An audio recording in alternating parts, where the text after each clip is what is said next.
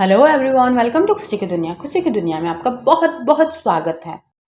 दिल और दिमाग में ये बात हमेशा याद रखिए, दूसरों की मदद करने के लिए जज्बात रखिए। इतना ही नहीं, पैसे कमाने पर भी आपको इतनी खुशी नहीं मिलेगी जितनी खुशी किसी को मदद करके मिलेगी। वैसे हेल्प करने के लिए इतने सारे गूगल पे आप सर्च करेंगे, कोड्स आपको मिल जाएंगे।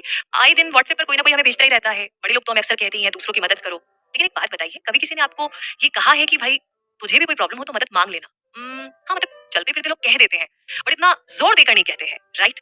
तो आज की समरी में मदद करने के लिए नहीं, मदद मांगने के बारे में बात की जाएगी। क्योंकि अक्सर हम ना थोड़ा रुक जाते हैं, थोड़ा सा पीछे हट जाते हैं जब भी मदद मांगने की बात आती है। ऐसा डर लगता है कि पता नहीं लोग क्या सोचेंगे, हमारी बुराई तो नहीं करेंगे, बड़ी सारी बातें। लेकिन यहीं पर हमें एक बार फिर से रुकना है, सोचना है और डिसाइड करना है कि इस बार मदद मांगनी है या नहीं।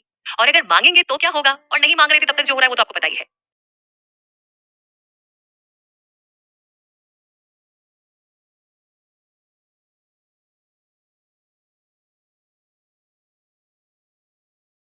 तो आइए शुरू करते हैं आज की इस समरी को, जिसका नाम है द आर्ट ऑफ आस्किंग और how I learn to stop worrying and let people help, जिसे लिखा है अमेंडा पामर ने। इस समरी की अगर बात की जाए तो हेल्प मांगते हुए आपको कैसा महसूस होता है? क्या ये आपको बहुत ही अनकंफर्टेबल महसूस कराता है, या गिल्टी, या फिर आपको गुस्सा आता है? ऐसा लगता है ना कि किसी ने हमको कुछ बोल दिया तो, या फिर पता नहीं हमारे बारे में कुछ उल्टी सीधी बात कर दी तो, आते हैं ना ऐसे थॉट्स। तो हेल्प मांगने से आपको ये सब नेगेटिव इमोशन महसूस नहीं करने चाहिए। इसमें शर्मिंदा होने वाली कोई बात नहीं है। आजकल का समाज ऐसा दिखाता है कि भाई आपको ना हेल्प मांगने का कोई हक नहीं है। अगर आपको मदद की जरूरत है तो आप कमजोर है। लेकिन ये बहुत ही ज्यादा गलत सोच है। इस समरी में आप अमेंडा पामर के बारे में जानेंगे। अमेंडा एक ऐसी इंसान है जिन्होंने कॉन्फिडेंस के साथ मदद मांगना सीखा है। उन्हें पता है कि वो उन लोगों की वजह से सक्सेसफुल है जिन्होंने जिंदगी में उनकी मदद की है। तो ये समरी आपको ये सिखाएगी कि मदद मांगना कितना आसान हो सकता है। आपको ये एहसास होगा कि अमेंडा की तरह ही आप भी हेल्प मांगने की हिम्मत कर सकते हैं। तो आइए हम हेल्प मांगने की इस जर्नी का हिस्सा बनते हैं और इसे साथ में तय करते हैं। तो बात ऐसी है कि ऑथर अमेंडा पामर ने अपना बैंड 25 की उम्र में शुरू किया था। उनके बैंड का नाम था द ड्रेसडन डॉल्स। 25 की उम्र म्यूजिक इंडस्ट्री के लिए ज्यादा समझी जाती है। ऐसे बहुत सारे आर्टिस्ट और म्यूजिशियंस हैं जिन्होंने अपना करियर कम उम्र में शुरू किया है। लेकिन अमेंडा को इससे कोई फर्क नहीं पड़ता। उन्हें इस बात से फर्क ही नहीं पड़ता कि लोग उन्हें बड़ी उम्र के आर्टिस्ट के तौर पर देखते हैं। वो तब भी पूरे शहर के बहुत से शोज में परफॉर्म करने में कामयाब रही। अमेंडा को सिंडी लॉपर और डेविड बोवी जैसे अपने आइडियल्स के साथ टूर पर जाने का मौका भी मिला। अमेंडा खुश थी कि उन्होंने अपना म्यूजिक करियर देर से शुरू किया। उन्होंने अपना म्यूजिक करियर शुरू करने से पहले बहुत से अलग अलग तरह के जॉब किए थे। इन सभी जॉब ने उन्हें खुद को समझने में मदद की। इन सब ने उन्हें वो सारे लेसन सिखाए जिसने उनकी जिंदगी बदल दी। उन्होंने स्ट्रीट परफॉर्मर के तौर पर 5 साल बिताए। वो एक दुल्हन के रूप में खुद को तैयार करके खाली दूध के टोकरों में बैठ जाती थी। अपने पैर के पास एक हैट रखकर वो लोगों द्वारा उसमें पैसे डालने का इंतजार करती थी। ये उनका इकलौता जॉब नहीं था। वो एक बरिस्ता भी रह चुकी है, यानी कि वो जो कस्टमर को कॉफी बनाकर सर्व करते हैं। उन्होंने एक बिना लाइसेंस के मसाज थेरेपिस्ट और कंसल्टेंट के तौर पर भी काम किया है।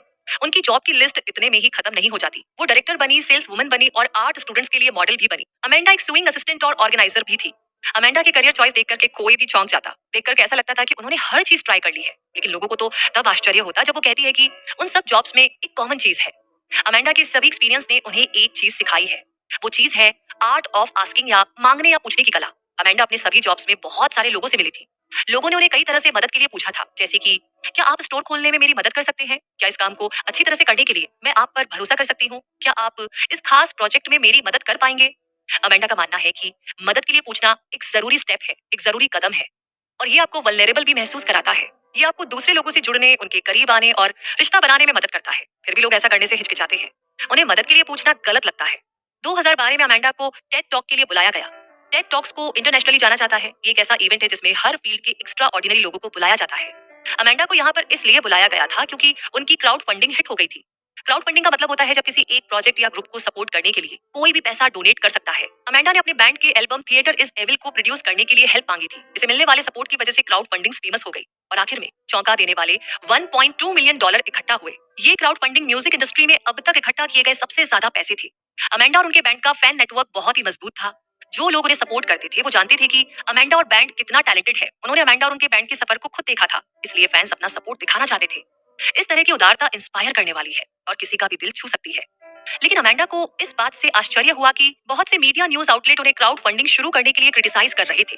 उनमें से कुछ का कहना था कि फैंस से सपोर्ट मांगना अलाउड नहीं होना चाहिए। क्रिटिक्स ने यहाँ तक कहा कि अमेंडा को मदद मांगने का कोई हक नहीं है। क्रिटिक्स का कहना था कि अमेंडा को इसकी जरूरत नहीं है। इससे अमेंडा ना सिर्फ कंफ्यूज हुई बल्कि उन्हें बहुत गुस्सा भी आया। यही रीजन है कि म्यूजिक इंडस्ट्री के बहुत से उनके दोस्त मदद नहीं मांगते। लोग उन म्यूजिशियन और आर्टिस्ट को शर्मिंदा करते हैं जो हेल्प मांगते हैं।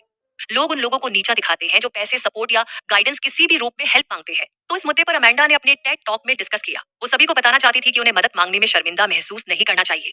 कोई भी इंसान सब कुछ अपने आप नहीं कर सकता। इतना ही नहीं, बहुत से ऐसे भी लोग हैं जो आपकी मदद करने के लिए आगे आएंगे। जैसे आर्टिस्ट अक्सर फाइनेंशियल हेल्प मांगने में शर्मिंदा महसूस करते हैं। हो सकता है कि उन्हें अपने एल्बम या लाइव परफॉर्मेंस के लिए फंड चाहिए और वो इसमें मदद चाहते हैं।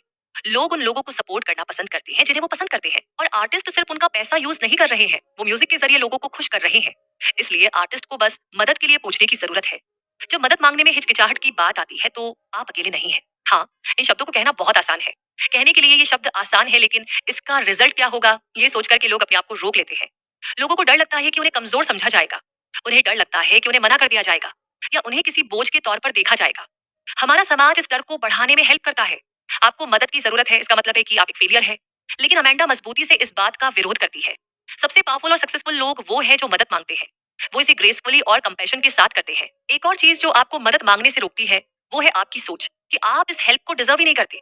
ये आपकी जिंदगी के किसी भी पहलू पर लागू हो सकती है। आपको डर लगता है कि आप काम में रिजेक्ट कर दिए जाएंगे, इसलिए आप प्रमोशन पाने की कोशिश ही नहीं करते।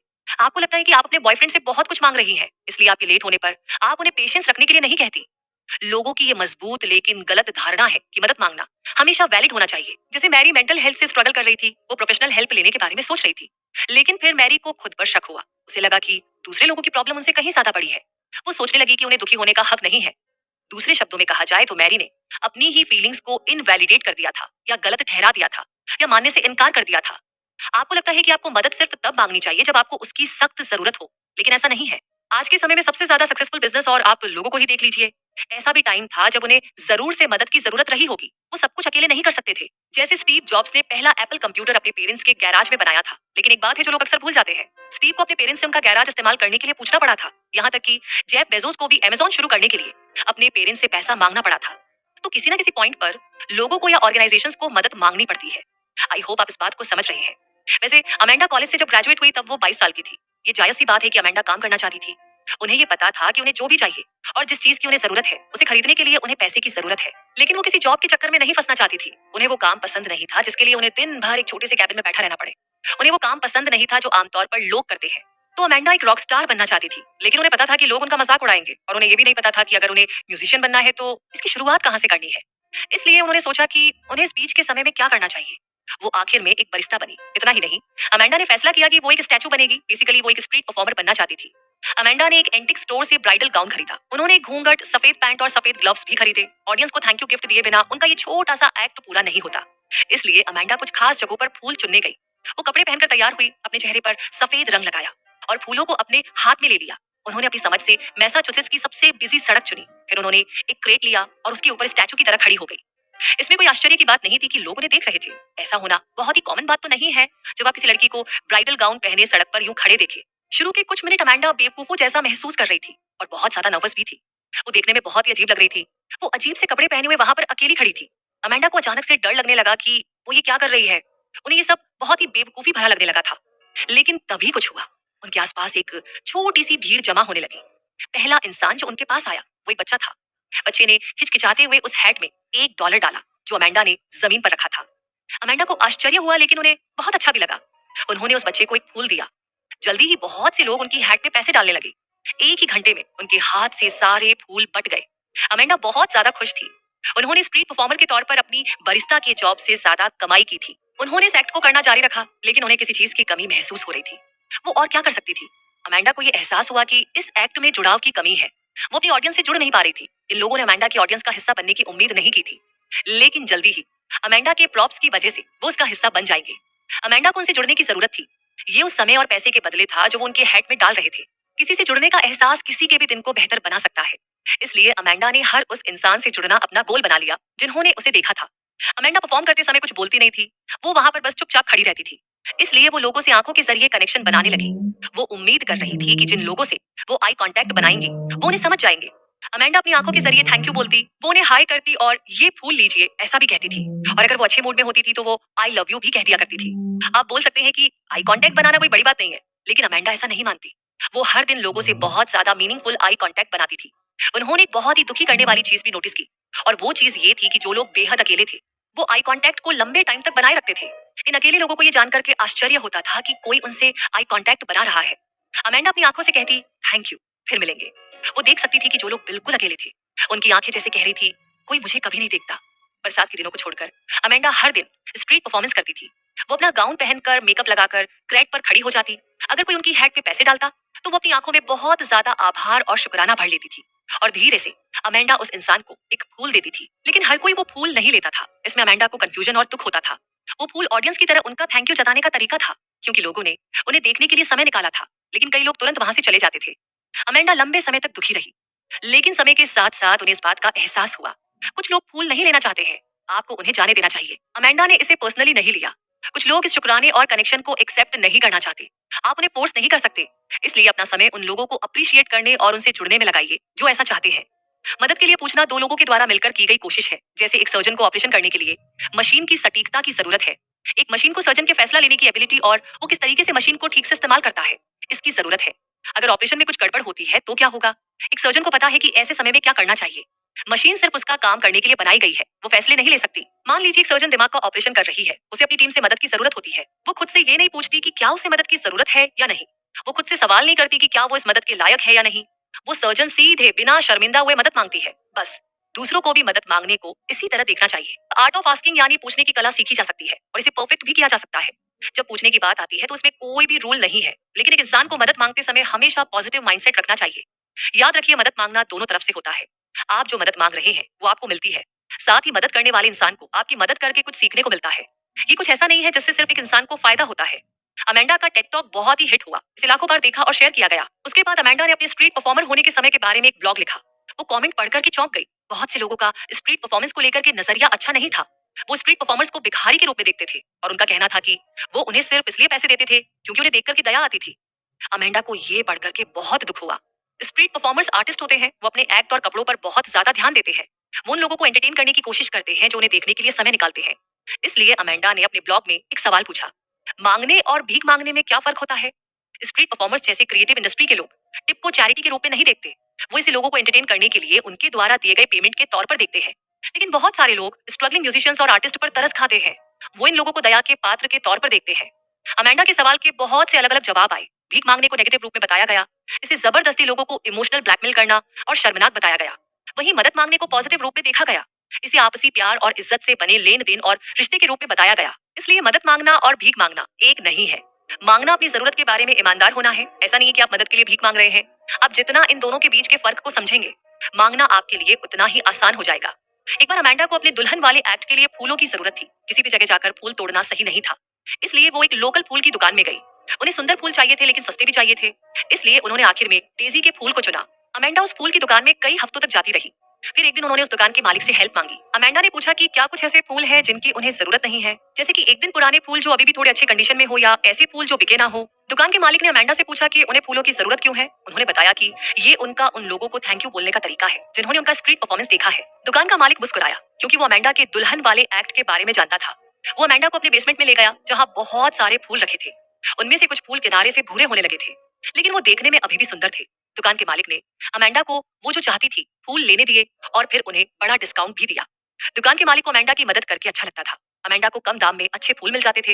इस तरह दोनों को इस आपसी लेन देन से कुछ ना कुछ मिला। लेकिन अगर अमेंडा मदद के लिए नहीं पूछती तो ये एक्सचेंज कभी भी नहीं होता। अमेंडा को स्ट्रीट परफॉर्मर बनकर के बड़ा मजा आता था। वो दिन ब दिन और भी ज्यादा फेमस होती जा रही थी। उन्हें देखने के लिए भीड़ दिन ब दिन बढ़ती जा रही थी और साथ ही उनके कमाए हुए पैसे भी। हाँ, वैसे ये बात जरूर है कि उन्हें कुछ बुरे एक्सपीरियंस का भी सामना करना पड़ा। जैसे कई बार लोग उनकी बेइज्जती करते, कुछ उनके ऊपर चीजें फेंकते थे।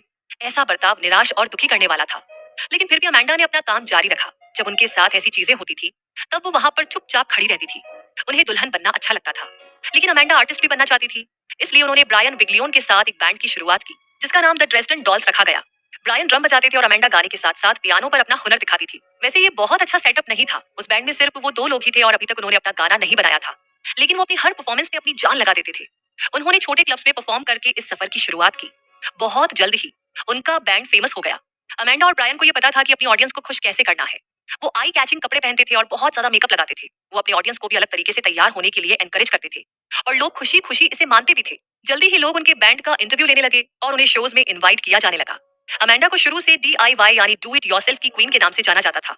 लोगों को लगता था कि वो बहुत ज्यादा क्रिएटिव है। वो अमेंडा ही थी जिन्होंने कॉस्ट्यूम और दुल्हन वाले एक्ट को तैयार किया था। लेकिन अमेंडा इतनी भी क्रिएटिव नहीं थी कि जितना लोग समझते थे। हाँ, बेशक वो क्रिएटिव थी लेकिन बहुत ज्यादा रिसोर्सफुल भी थी। आसान शब्दों में वो जुगाड़िया थी। इसका मतलब है अमेंडा अक्सर मदद मांगती थी।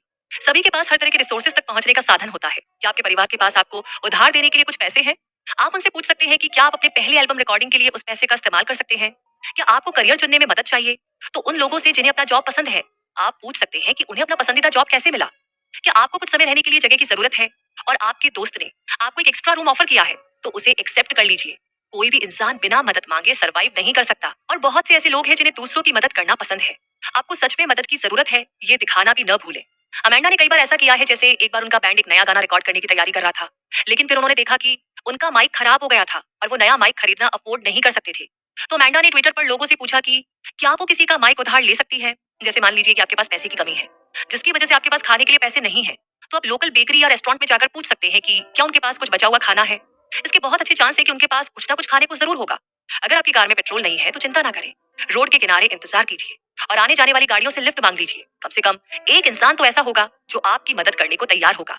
कुल मिलाकर के मदद मांगते रहिए।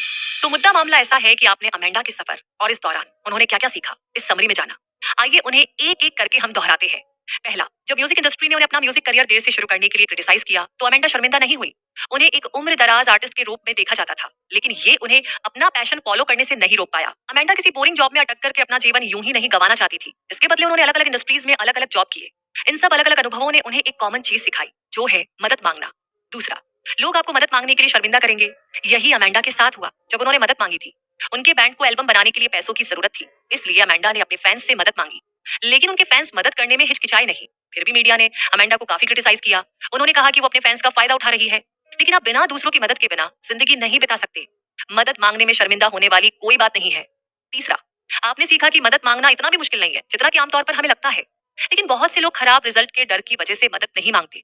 वो डरते हैं कि कहीं उन्हें मना कर दिया गया तो क्या होगा। आपको लगता है कि आप मदद करने के लायक नहीं है, लेकिन मदद चाहना कभी गलत नहीं होता। सबसे सक्सेसफुल कंपनीज या लोगों ने भी अपने शुरुआती दौर में दूसरों से मदद ली थी। उन्हें जो मदद मिली थी, उसने उनके अचीवमेंट में कंट्रीब्यूशन दिया। चौथा है कि अमेंडा एक स्ट्रीट परफॉर्मर थी। वो एक दुल्हन बनकर के बीच सड़क पर खड़ी रहती थी।